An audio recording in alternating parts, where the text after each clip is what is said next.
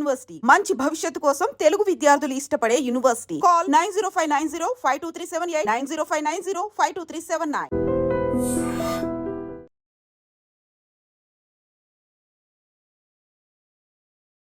నమస్తే, welcome to iDream social spotlight with Kavitha.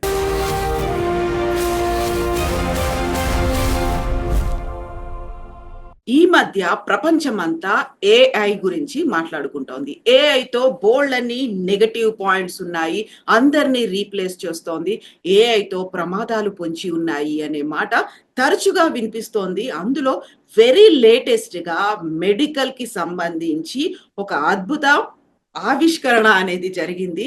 IVF లో మొట్టమొదటి ఏఐ ఐవీఎఫ్ కిడ్ మా హాస్పిటల్లో పుట్టారు అంటూ మెక్సికోలో ఒక హాస్పిటల్ అనౌన్స్ చేసింది.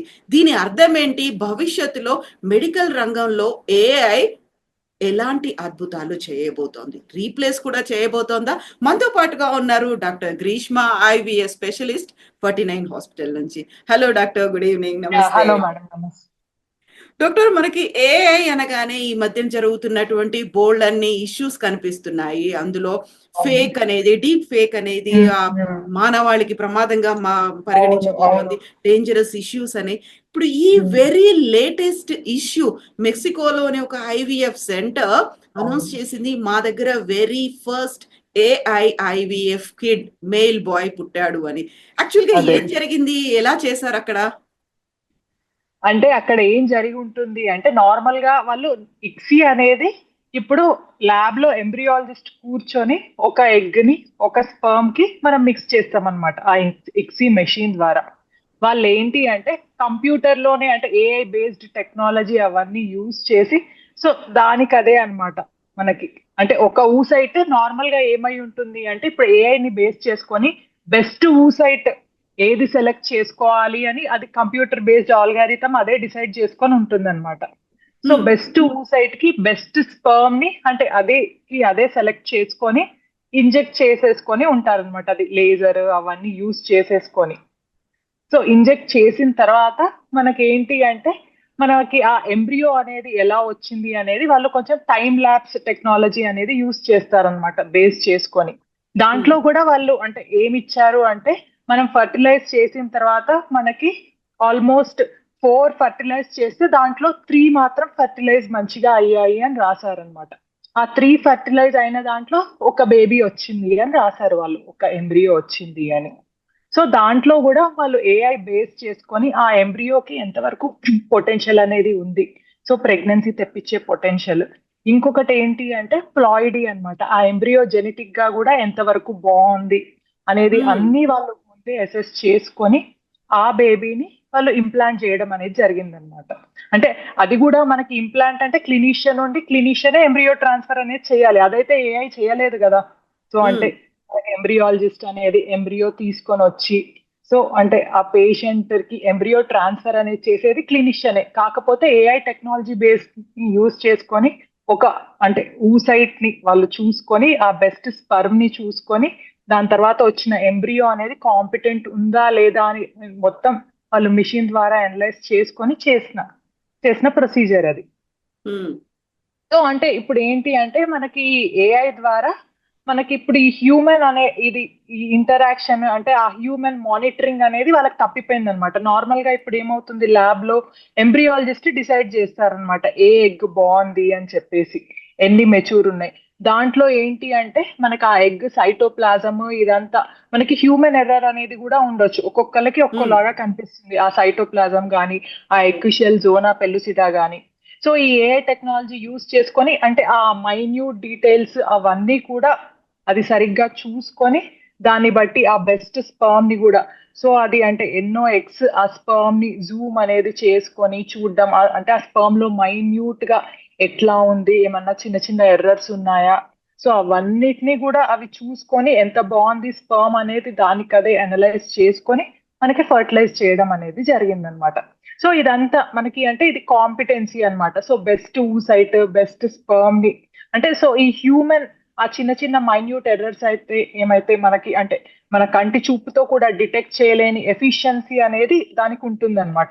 సో అవన్నీ మనం చూసుకొని సో అట్లాగే కూడా మనకి అంటే సెల్ డివిజన్స్ అన్ని ఎట్లా జరిగాయి అవన్నీ కూడా టైం ల్యాబ్స్ ద్వారా మైన్యూట్ డీటెయిల్స్ అన్నమాట. అంటే సెల్స్ అనేవి ఎంతవరకు బాగున్నాయి, వాటి లోపల జెనెటిక్ మెటీరియల్ అనేది ఎలా ఉంది, అదంతా కూడా దానికి తానే అసెస్ చేసుకుంది అనమాట. అదంతా మనకి హ్యూమన్ కి పాసిబుల్ కాదు. మనం ఉమ్, ఏంటి అంటే ప్లాయిడీ స్టేటస్ ని డిటెక్ట్ చేయాలి అంటే మనం కంపల్సరీ అది ఎంబ్రియో బయాప్సీ పంపించి వేరే ల్యాబ్ కి పంపించి చూడడం అన్నమాట. దాంట్లో జీన్స్ బాగున్నాయా లేదా అని అసెస్ చేసుకొని మళ్ళీ అది టైం టేకింగ్ అన్నమాట. రిపోర్ట్ వచ్చిన తర్వాత మనం ట్రాన్స్ఫర్ చేయడం అనేది జరుగుతుంది. ఇది అట్లా ఉమ్, కాకుండా దానికి అది నాన్ ఇన్వేసివ్ టెక్నాలజీ యూజ్ చేసుకొని సో ఆ టైం ల్యాబ్స్ టెక్నిక్ ద్వారా అన్నమాట. అంటే మెషిన్ అది ఆ సెల్ డివిజన్స్ అవన్నీ కూడా మైన్యూట్ డీటెయిల్స్ మైక్రో డీటెయిల్స్ అన్నిటిని చూసుకొని ఏదైతే బాగుందో ఆ ఎఫిషియంట్ ఎంబ్రియోని అంటే ఇట్ క్యాన్ డిటెక్ట్ అన్నమాట. దిస్ ఎంబ్రియో క్యాన్ గివ్ అంటే మాక్సిమం ప్రెగ్నెన్సీ పొటెన్షియల్ ఉంది, ఇంప్లాంటేషన్ సరిగ్గా అవుతుంది అనేది డిటెక్ట్ చేసి మనకి చెప్పగలిగింది అనమాట ఏఐ సిస్టమ్ అనేది. ఉమ్. సో అంటే ఇప్పుడు మొత్తం అందులో జెనెటికల్ డిజార్డర్స్ అనేవి ఉండొద్దు. ఇప్పుడైతే ఒక ఉమ్, ఫర్టిలిటీ అవును. అనేది అక్కడ చాలా పాజిటివ్ గా ఒక ఫీల్ వచ్చింది. ఆ ఉమ్, తర్వాత డెలివరీ అయింది, బేబీ బయటకు వచ్చారు అనుకున్నప్పుడు ఇవన్నీ కూడా ముందే అసెస్ చేస్తుందా అది మంచి క్వాలిటీ ఉన్నటువంటి అవును. స్పర్మ్ ఎగ్ ఉమ్, లేకపోతే దీంతో జెనెటికల్ డిసార్డర్స్ కానీ ఇంకా అదర్ ప్రాబ్లమ్స్ అవును. హెల్త్ ప్రాబ్లమ్స్ ఉండొద్దు అనేది ఇవన్నీ కూడా. ఉమ్.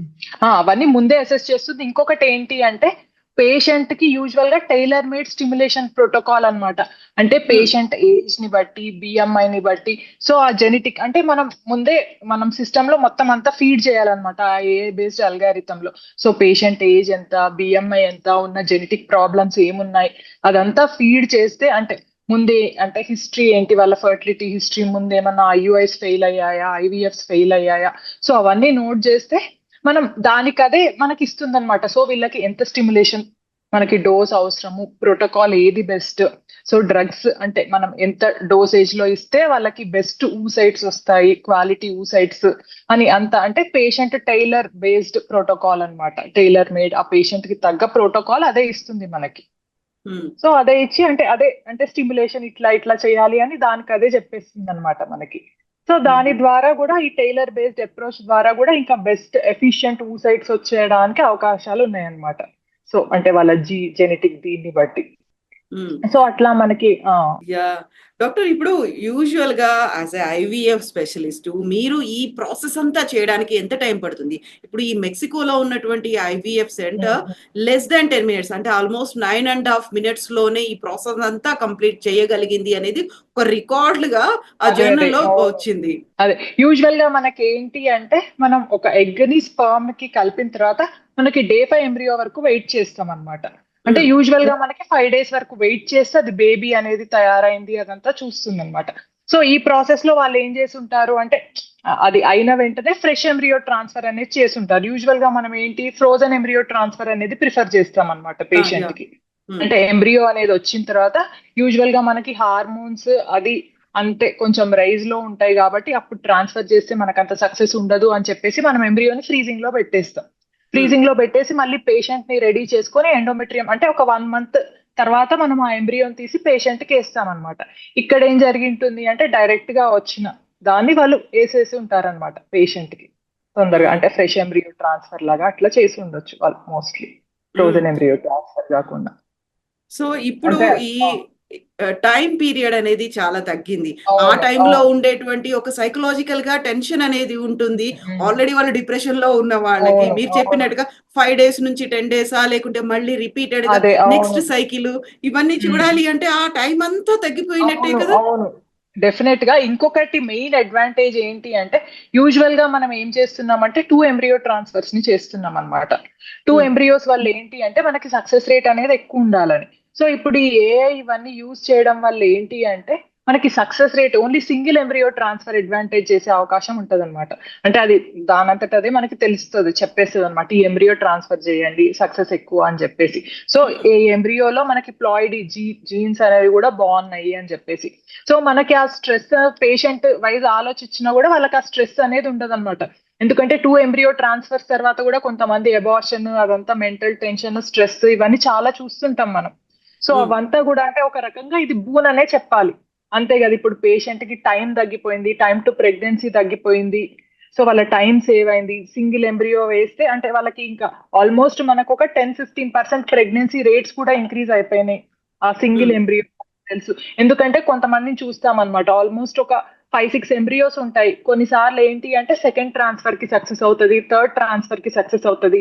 సో మనకి ఇదంతా మనం బైపాస్ అయిపోయింది అనమాట. అది సింగిల్ బెస్ట్ ఎంబ్రియోని పికప్ చేసేస్తుంది. అట్లా మనకి మోర్ అడ్వాంటేజెస్ అనమాట. డాక్టర్, మీరు ఇప్పుడు బోన్ గురించి మనం మాట్లాడుకున్నాము, బెయిన్ గురించి మాట్లాడుకోవాలి అంటే మన దగ్గర కూడా టెక్నాలజీ వచ్చే అవకాశాలు ఉంటాయి కదా. ఇప్పుడు ఒకటి ఎగ్జాంపుల్ గా అవును. బయటపడింది, వాళ్ళు సక్సెస్ఫుల్ గా ఉమ్. బేబీని బయటకు తీసుకొచ్చి అదే, ప్రపంచానికి అవును. చూపించారు అనుకున్నప్పుడు మన వాళ్ళు కూడా అడగడం స్టార్ట్ చేశారు అనుకోండి, అవును, ఏం అవును. జరుగుతుంది? ఇప్పుడు మనకేంటి అంటే అవి అన్ని కూడా సరిగ్గా ఉండాలన్నమాట. ఆ కంప్యూటర్ బేస్డ్ అల్గారిథమ్స్ అవన్నీ కూడా సరిగ్గా ఉండాలి. కొన్నిసార్లు ఆ అల్గారిథమ్స్ అవేమన్నా ఇవన్నీ మెషిన్ బేస్డ్ కదా, మెషిన్ జనరేటెడ్ కదా.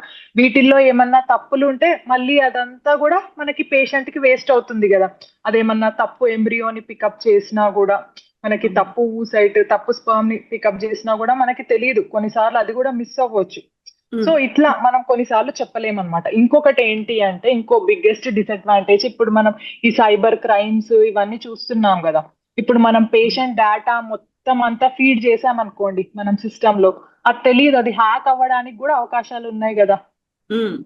సో హ్యాక్ అయ్యి అంటే అది డిఫరెంట్ గా యూజ్ చేసుకోవచ్చు, అదొకటి డిసడ్వాంటేజ్. సో ఆ ఆల్గారిథమ్స్ అనేవి చూసుకోవాలి మనం, ఏది యూజ్ చేస్తున్నామో ఏఐ టెక్నాలజీ అది ఇంపార్టెంట్.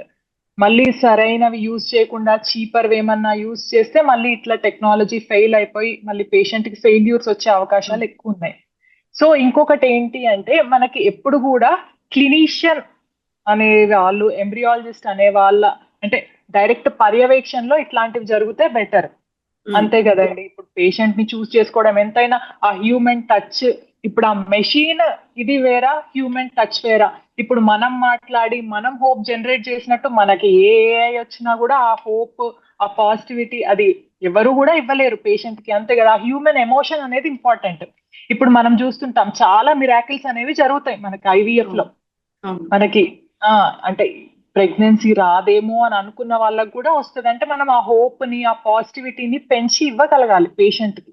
దాని వల్ల కూడా మనకి ఎక్కువ సక్సెస్లు అనేవి అవుతాయి. అంటే మేము చూసిన దాని ప్రకారం మిరాకిల్స్ డూ హ్యాపెన్.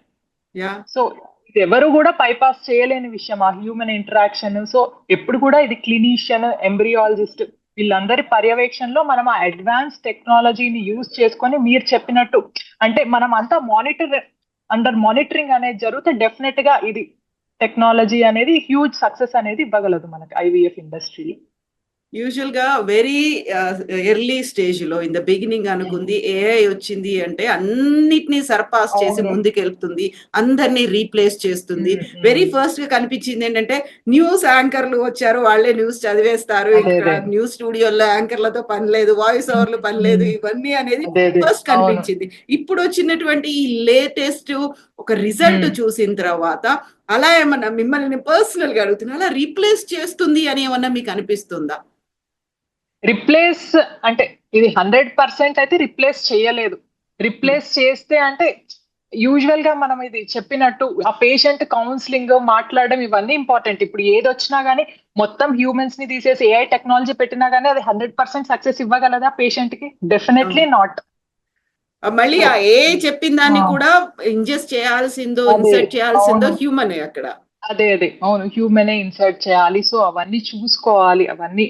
సో ఆ పేషెంట్ కి ఆ కాన్ఫిడెన్స్, కౌన్సిలింగ్ ఇవన్నీ మనం దగ్గరుండి చూసుకోవాలి. సో ఏదైనా మన పర్యవేక్షణలో జరిగితేనే బాగుంటుంది ఏ టెక్నాలజీ యూజ్ చేసుకోవడం. సో ఆ బ్యాలెన్స్ అనేది కూడా ఇంపార్టెంట్ మనకి. కంప్లీట్ గా ఒక టెక్నాలజీ మీద డిపెండ్ అయ్యాము అంటే మీరు చెప్పినట్టుగా పాజిటివ్ గా అందులో కాంప్లికేషన్స్ ఏమైనా ఉన్నాయా, ఏది మంచి క్వాలిటీతో ఉంది, అక్కడి దాకా అయితే ఓకే. ఇంకా అంతకు మించి అంటే మీరు చెప్పినట్టుగా ఇంకేదైనా జరగవచ్చు అక్కడ. అదే అవును, ఇంకేదైనా జరగవచ్చు. అది అంతా మన కంట్రోల్లో ఉండదు కదా AI అంటే. సో ఇవన్నీ దృష్టిలో పెట్టుకొని మనం ఏ టెక్నాలజీ అయితే అడాప్ట్ చేసుకోవాలో, సో ఇవన్నీ ఆలోచించుకొని అడాప్ట్ చేసుకుంటే మనం ఇంకా ఎక్కువ సక్సెస్ రిజల్ట్స్ ఇవ్వగలం. ఏది కూడా ఒక బ్లైండ్ గా అయితే వెళ్ళలేం నా ఒపీనియన్ ప్రకారం ఒక టెక్నాలజీ వచ్చింది అంటే. సో ఇప్పుడు హ్యూమన్ మానిటరింగ్ అనేది చాలా ఇంపార్టెంట్. జడ్జిమెంట్ ఇదంతా కూడా ఒకటి ఏదైనా నడుస్తుంది. ఇప్పుడు రోబోటిక్స్ అనేది వచ్చింది అని అన్నారు, అంటే మొత్తం రోబోటే చేసేయదు కదా, అది కూడా ఆర్టిఫిషియల్ ఇంటెలిజెన్స్ యూజ్ చేసుకునే కదా. అక్కడ కూడా హ్యూమన్ చూసి అంటే అది కంట్రోల్ చేస్తేనే ఆ రోబోట్ అనేది ఆపరేట్ చేయగలదు. ఏదైనా కూడా అంతే. కాకుండా మీరు చెప్పినట్టుగా కొంచెం టైం టేకింగ్ ప్రాసెస్ ని తగ్గిస్తుంది అవును అండ్ అవును ఒక లెబోరియస్ దాన్ని కూడా కట్ డౌన్ చేసి అవును షార్ట్ కట్ చేస్తుంది డౌన్ అది. చేసి షార్ట్ చేస్తుంది. రిజల్ట్స్ అనేవి ఎక్సలెంట్ ఉండొచ్చు దీని ద్వారా. డెఫినెట్ గా ఇప్పుడు మనకు ఐవీఎఫ్ లో 100% సక్సెస్ ఇవ్వలేము. డెఫినెట్ గా మనకు ఒక 15-20% పెరిగినా కూడా మన సక్సెస్ రేట్ డెఫినెట్ గా అది చాలా అడ్వాంటేజ్ కదా. కపుల్లెస్ ఇది ఇన్ఫర్టైల్ కపుల్ కి చాలా హెల్ప్ అనేది అవుతుంది. Yes doctor, thank you so much. ఈసారి Yeah, మళ్ళీ thank you అండి. ఏఐకి సంబంధించి బోల్డని విషయాలు ఉన్నాయి. మెడిసిన్ రంగంలో, మెడికల్ రంగంలో, అవును. ఫార్మా రంగంలో ఎలాంటి అద్భుతాలు చేస్తాయో మళ్ళీ మనం మాట్లాడుకుందాం doctor. Thank you so much. Yeah thank you అండి.